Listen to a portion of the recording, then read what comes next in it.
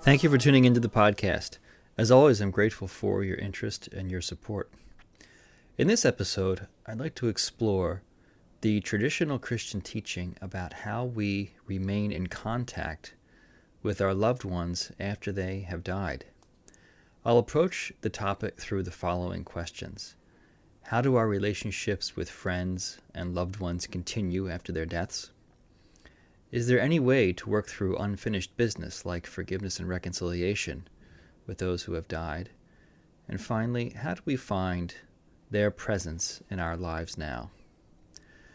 Catholicism has an underappreciated dogma called the communion of the saints. We affirm our belief in this in the Creed every Sunday. This doctrine says that our relationship with those who have died continues. Death is not the end of love. Rather, love is stronger, and their love for us and our love for them continues when they are on the other side. What does the communion of saints mean for us, practically speaking? First, I think it says that remember you are not alone. As we progress through life, we realize at some point that we can't do it all ourselves. Our ego says, I'm in control and I can do this alone. But reality soon teaches us otherwise. We learn one way or another that we need to ask for help. The Catholic tradition says that among the places we can look for support is both from the church on earth and from those on the other side, that is, the church in heaven. This is why we honor saints and pray to them. The letter of James says to pray for one another so you may be healed. We've interpreted that to mean praying to both those in the church here on earth and the church in heaven. This is why we affirm that we can pray to our friends and loved ones who have died. They support us from where they are and are companions to us. I think it's interesting to note that when people have near-death experiences, they usually report that they see their loved ones, and usually those loved ones are in a restored state of health, as they were in the prime of life. People on that side in the church in heaven, they care about us, they love us, and are there to help. If we are willing to make a leap of faith to believe that we can connect with them, I think this can be a step toward getting out of egocentricity that says, I have to do it all myself. I think it's very important for us to note that the context for nurturing this kind of relationship is a life of prayer. You might imagine that you and the person on the other side are prayer partners. Now, this is beyond saying little devotional prayers for the dead. In Catholicism, we have many of those, and they do have their place. They are important. And this is also establishing and continuing our relationship with those who have gone to the other side. This is beyond magical thinking, meaning I really want something, I want it bad enough, it'll simply happen without any time, effort, or commitment, and without me preparing myself to receive God's grace. Being open to God's grace as we look to continue these connections with our loved ones who have gone before us is a part of the chemistry of this. It can't happen without God's grace. Second, when someone dies, rarely is there unfinished business. Things are unsaid, unreconciled, unforgiven, and this is a part of what it means to be human. These are signs of the limitations of our humanness. The communion of saints creates an opportunity for that reconciliation and healing, or whatever the unfinished business was, to be addressed. When someone goes to the other side, I think there is a new ability to honestly face the things we couldn't face about ourselves in our relationships while in this life. Sometimes we simply don't have the ability to be able to talk about these deep things. Perhaps they're too painful, or other obstacles are getting in our way. It could be over here. It's our ego, our pride. It could be addictions, mental illness, perhaps, whatever it is. They can be obstacles to being able to communicate, to talk about what we really need to talk about. Again, this is one of the limitations of simply being human. But when one goes to the other side, there is a purification that takes place. The ego is stripped away. We see ourselves, our lives, and others as we and they really are.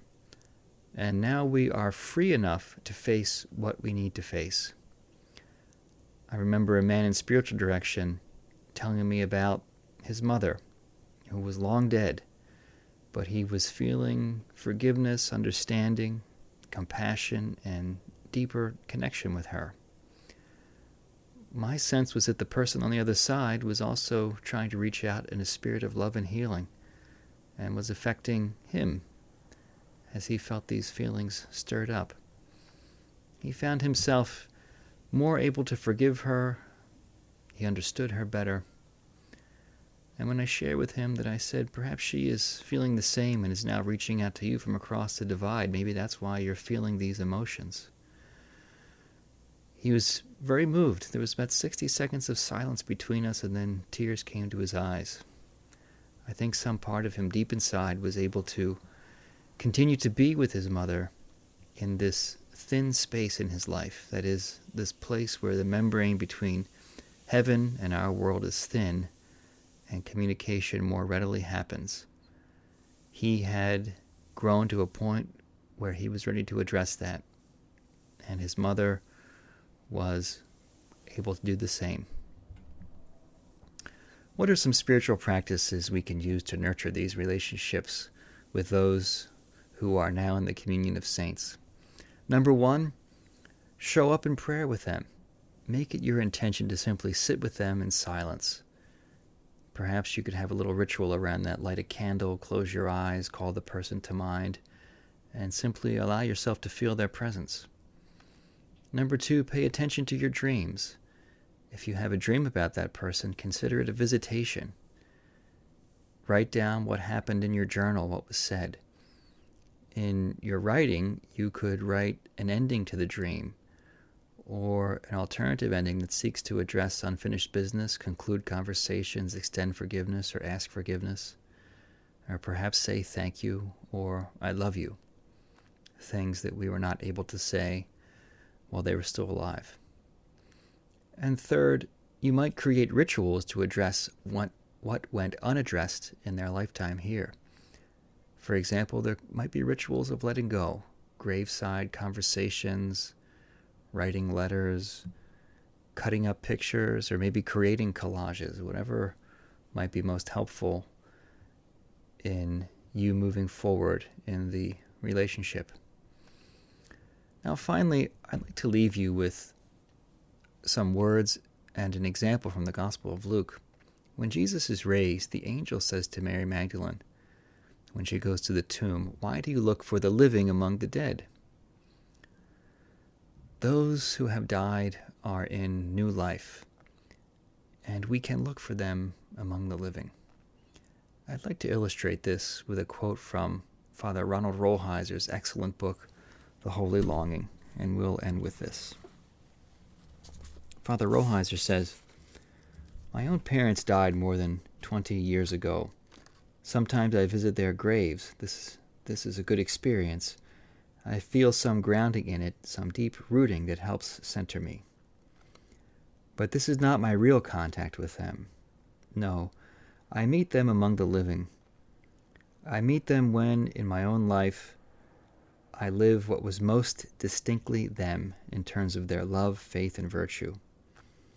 Thus, for example, my mother was a very selfless woman, generous to a fault, always giving everything away. When I am generous and give of myself as she did, I meet my mother. She becomes very present, very alive.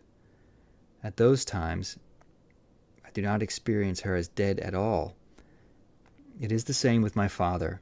His great quality was his moral integrity, a unique stubbornness in faith, an uncompromising insistence that one should not give into even the smallest moral compromise. At those times when I can be his son in these things, when I can, in fact, face down little and big temptations in my life, my Father is present, alive, connected, in a vital community of life with me. Less happily, he goes on, but just as true, the reverse is also the case.